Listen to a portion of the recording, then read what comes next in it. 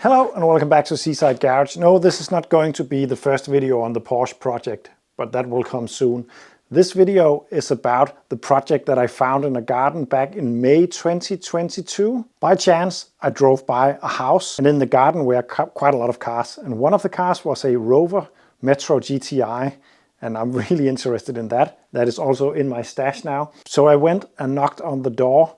But more surprisingly than the Rover GTI, there was a tent in the back of the garden, and in that tent was the car from my childhood, an Austin Princess. This video will be a mashup of all the videos. I think there is 21 videos, but this will be a short mashup from the point where I found the car to the point where it was driving and MOT'd.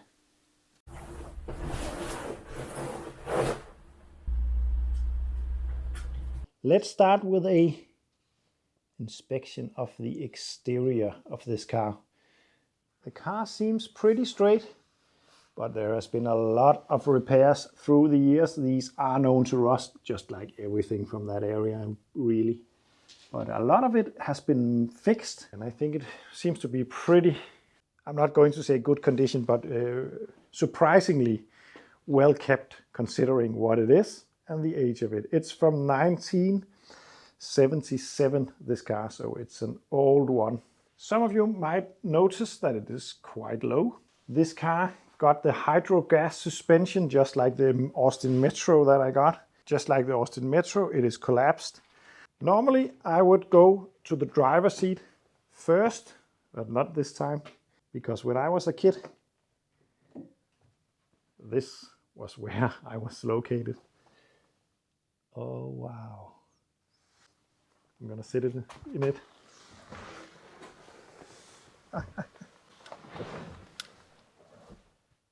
Are we there yet?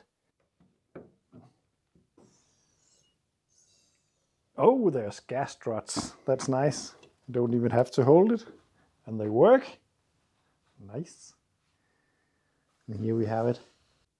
My first 6-pot engine. Ta-da! Here it is.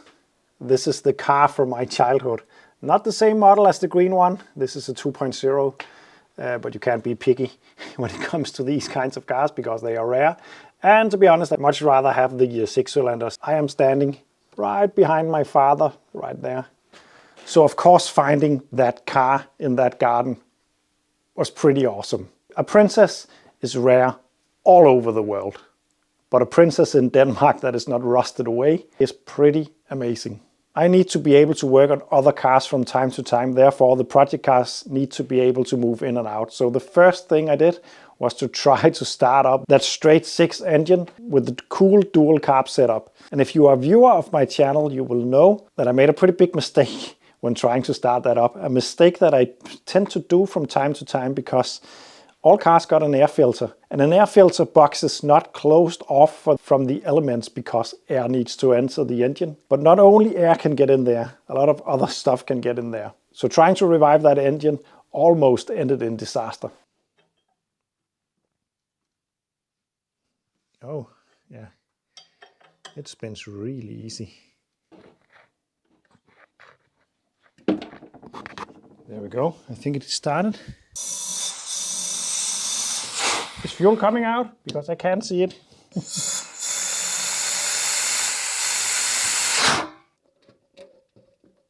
It should be black stuff coming out. And the drain plug is a magnetic one, and it is not full of metal, so that's a good thing. And let's see if we can take the oil filter out. Old filter out, and then a new oil filter. Just gonna lube up the oil ring.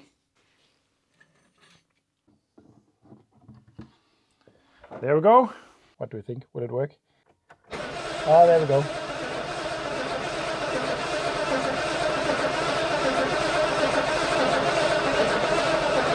Oh, the yellow light went out. Oh, we have a nice spark. What I'm going to do now is to take off the air filter. And really, I should have done this before because I have no idea how the condition of the fuel filter is, air filter of course, and Oh no, I really should have checked this before. If I were to write a book about how to revive a car that has stood for a long time, especially outside, one of the things would be check the air filter and the carb and the inlet before doing anything, because maybe some critters have been living in there. And this could end up being quite a problem because remember, I just tried to start this car and that was a big mistake. Take a look at this. Hopefully the butterflies themselves have kept it out. I'm gonna clean this out, and I'm also gonna take the float cover off and check the floats and the needle and the jet down there, and then put it back on. Oh.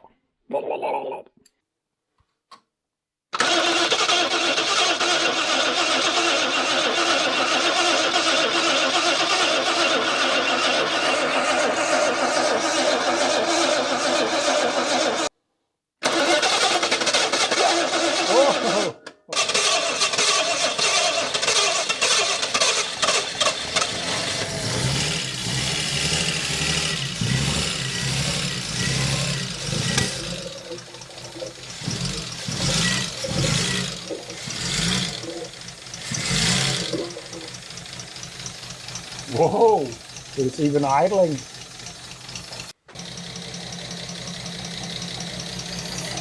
Wow. Yeah, you guys told me it would be smooth, but this smooth? Oh, that's gurgling. I think there is some air bubbles in the system that is being pushed around.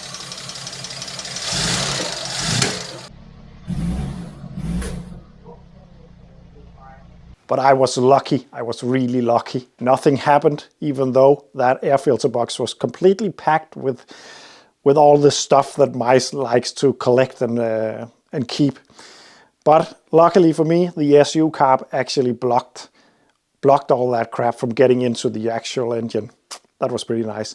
The next step was to clean up the car a little bit because it had been standing in that tent for a lot of years, and it was moldy even on the outside of the paint. It was moldy.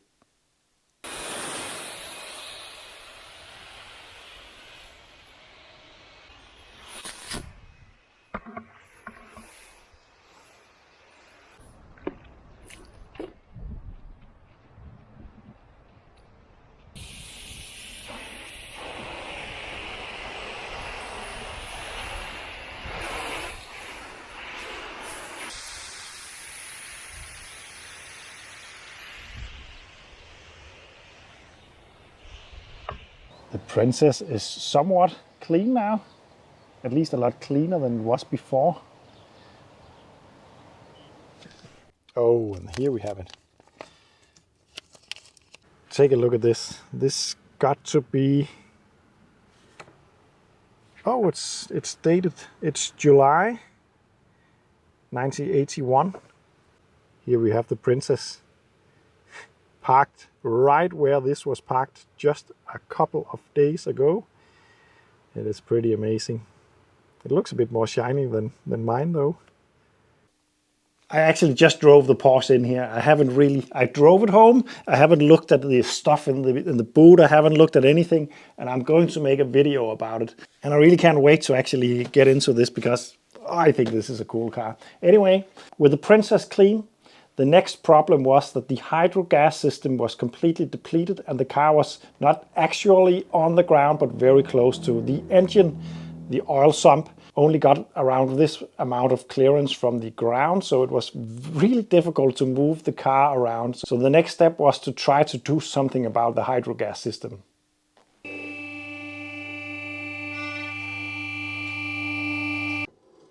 But the brakes are dragging. And on the other side, this is the side that is completely without pressure in the hydro gas system. And take a look at this. I think it's normal, but it really feels weird to be able to do that to a car. There's absolutely no pressure needed to push it upwards. Oh, that's good enough. Then let's try, hey, the Peugeot 106.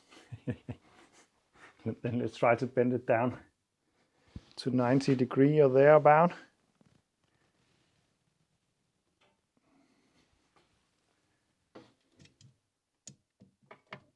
I'm pretty much doing this in freehand at the moment.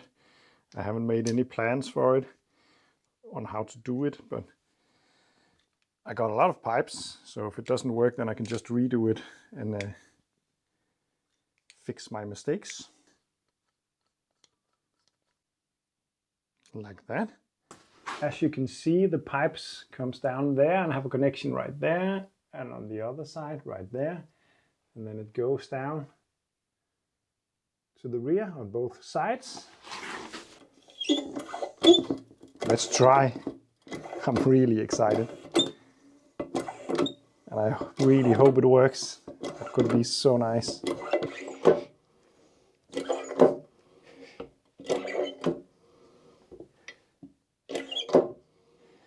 I'd say that's 350 psi.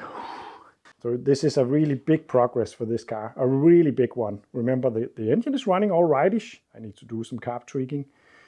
And the brakes are actually also working okay. Of course, I need to go over them and check that everything is fine. But this car is actually really close to being roadworthy. Of course, there is a lot of cosmetic stuff that I need to address, but it is actually becoming a car again. And then I could start work on the exterior, on the rust and all that. I was expecting that car to be really, really bad after seeing how it was stored. Although it was on tiles, it was in a tent in a humid environment, and I was expecting it to be pretty much gone, to be honest, but it really had survived well. But of course there was rust, and I also really wanted to shine it up just a little bit. And this is the area that I need to fix. So I need to make a patch right here, but as you can see, it has already been repaired. And I'm not really, it's not that it's bad, you could save it with some filler. But I think I'm gonna go all the way up to this point where the old original wheel arch is still good, and then make a repair down, like something like this. First thing I want to do is to curve this piece to follow this. And then I'm gonna stretch this until I get the curve that matches the car.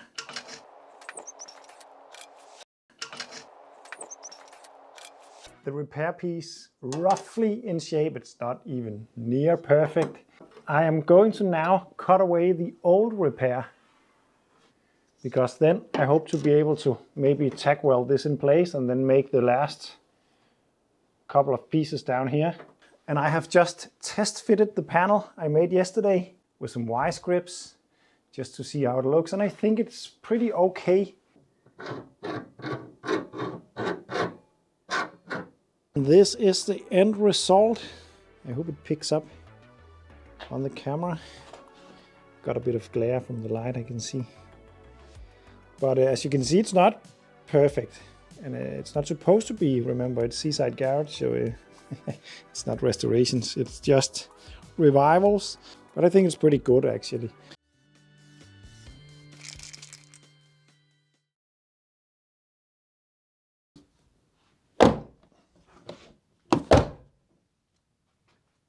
It's not perfect, but it is a big improvement over the over the bare rusty metal, of course.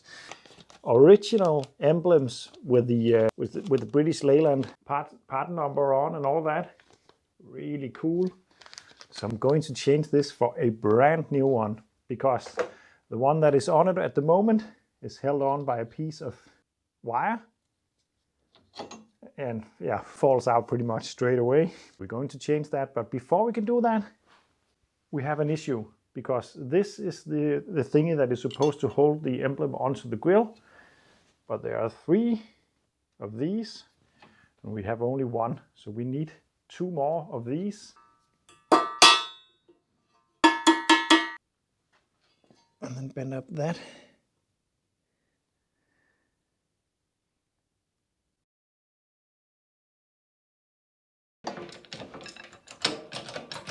like that.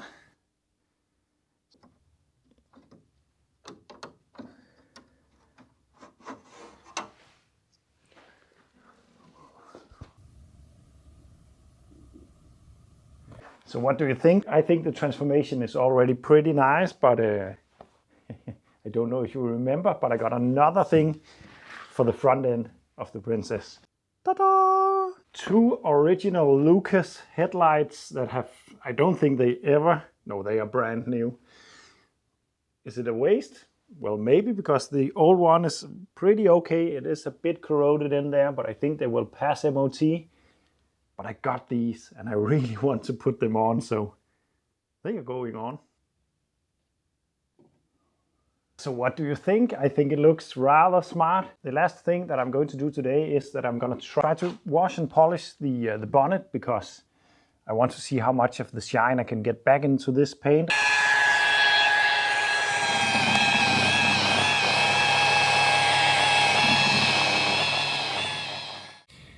But as you can see, that stuff right there is difficult to focus on. There it goes. But I'm not going to be able to do anything about that. But other than that, and from a distance, it's looking pretty well. And the Princess actually just came along so nicely. And with each task, I got closer and closer to actually getting that car through the MOT. There was still the brakes, and there was some rust, and there was some cleaning of the interior, not MOT related, but there was just lots of small stuff before getting there.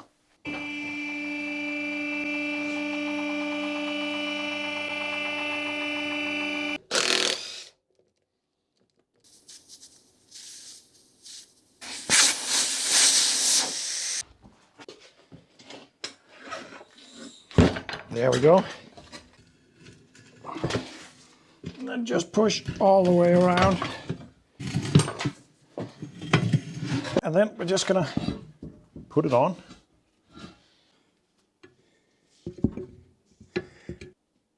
Like that, it's on.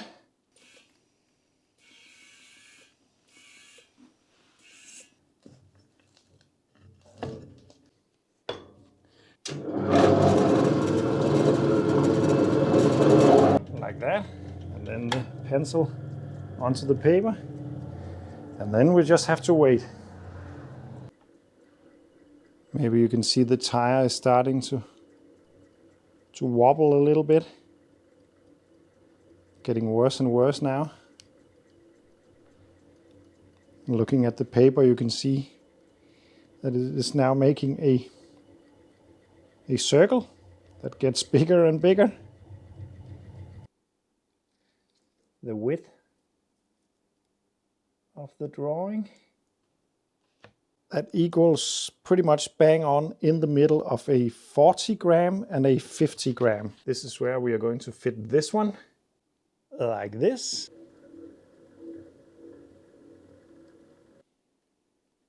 Improvement. Down.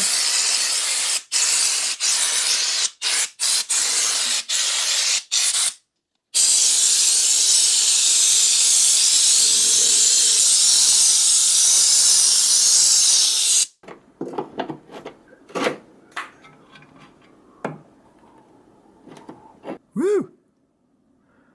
Rusty.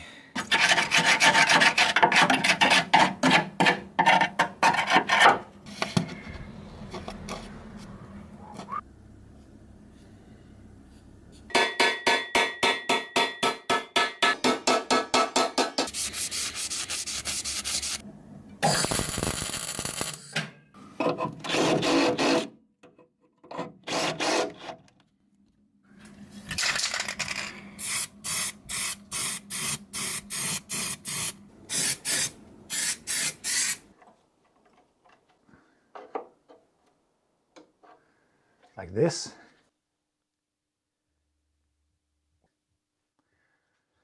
So the brake bleeding is done. Ta-da.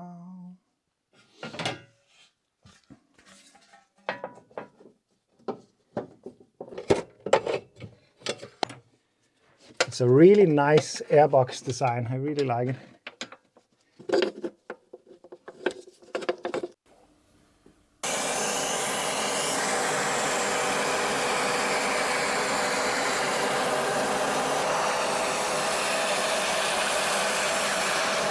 with the interior of the Princess now a lot cleaner, a lot better smelling. It still needs to dry out. It's a bit damp in here, but I think it's a pretty decent result. And then came the day where everything I wanted to fix on the car was fixed, and I drove it to the MOT and it passed the MOT, and I started to daily drive the Princess for a while. If you know this channel, you will know that my main interest is revival of the old cars, finding them and reviving them. I tend to not keep them too long. It's not because I don't like to drive them, I just like to take the next challenge. So I drove the Princess for a bit, and then in the end I sold it. Say hello to the interior of the Princess. It's a bit of a bank waltz sound when you close the doors in this one. This is currently the nicest place to be. The seatings and all that is it's just another thing. Let's fire it up and take it for a spin. A bit of choke. A bit more choke. There we go. A little less choke.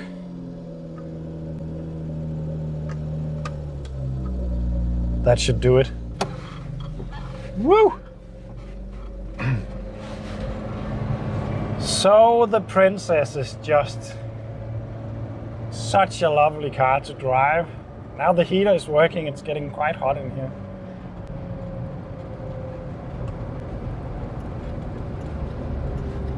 And to be honest, I always disliked cars with automatic gearboxes because I thought it would take away the pleasure of driving. And to a certain extent it does, but in a car like this it really adds to the cruising sensation of just wafting along with a cup of coffee maybe and just experience the scenery and just enjoy the drive, really. It fits this car really well.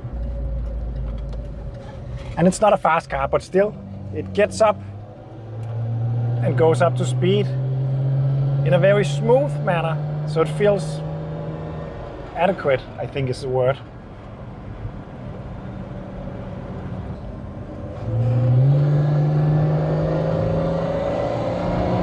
Speed. And it was a lot of fun to drive around in this car. And a really nice way to remember my childhood. I drove the car through my hometown, past my school, and that was pretty cool. Anyway, this was just a mashup of a lot of videos. If you are interested in seeing everything in details, you can find the playlist down below. And to be honest, making this video makes me miss the Princess quite a lot. But I know it's in great hands. A big car enthusiast bought it from me and is driving it around quite frequently, so that's nice to know. Anyway, I think it's time to start the next project. Thanks for watching and see you in the next one.